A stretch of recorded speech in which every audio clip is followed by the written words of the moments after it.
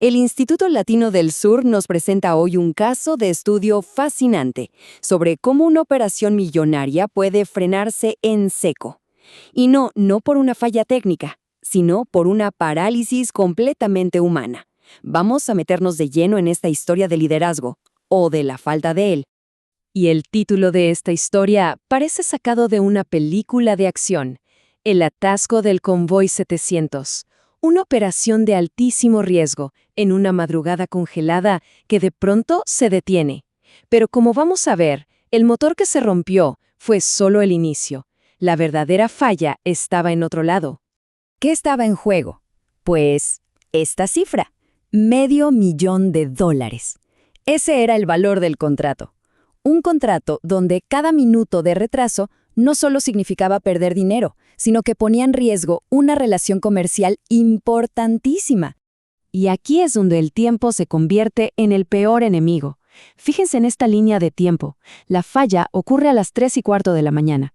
La hora límite que puso el cliente es innegociable, las 7 en punto. Eso les da menos de 4 horas. Menos de 4 horas para solucionar un desastre o atenerse a las consecuencias. Bueno, ahora vámonos a la escena del crimen, por así decirlo. Imaginen que estamos ahí. Son las 3 de la madrugada en Arequipa. El ambiente está cargado, hace un frío que cala los huesos y la neblina es tan densa que apenas se puede ver algo. Y en medio de esa oscuridad está la pieza clave de toda la operación. Una grúa gigantesca de 200 toneladas, completamente paralizada. El motor apagado, el capó levantado. Sin ella, el convoy 700 no va a ninguna parte. La operación entera está detenida. Pero a ver, que la máquina se dañe es solo la mitad de la historia. El verdadero drama, el verdadero cortocircuito, estaba ocurriendo entre dos personas, dos departamentos que veían el mundo de formas totalmente opuestas. Aquí es donde la crisis humana realmente explota. Y aquí tenemos el choque de trenes. Por un lado, Beto, el jefe de mantenimiento. Para él, todo es urgencia y seguridad. Necesita el repuesto, pero ya, para evitar un accidente grave. Y por otro lado, Elena, la jefa de logística. Su mundo es el control, el proceso. Y su regla es simple. Si no hay una firma en el papel, el repuesto no sale del almacén. Punto. Escuchan la desesperación en las palabras de Beto. Para él, esto no es un tema de burocracia, es un asunto de vida o muerte. Él se está imaginando el peor escenario, esa mole de acero sin frenos en una pendiente. Las consecuencias podrían ser fatales. Pero, ojo, la perspectiva de Elena también tiene su lógica. Su responsabilidad es proteger los bienes de la empresa y seguir los procedimientos. Si se salta una regla y luego hay una auditoría, la que puede perder su trabajo es ella. Así que, para Elena, un apuro no justifica romper un protocolo fundamental. Y aquí está el punto clave, ¿saben? El conflicto no es solo Beto contra Elena. El verdadero problema es un sistema que los ha enfrentado, un proceso que en el momento más crítico se ha paralizado a sí mismo. Es que miren, fue la tormenta perfecta, un cóctel letal. Primero, un obstáculo de recursos.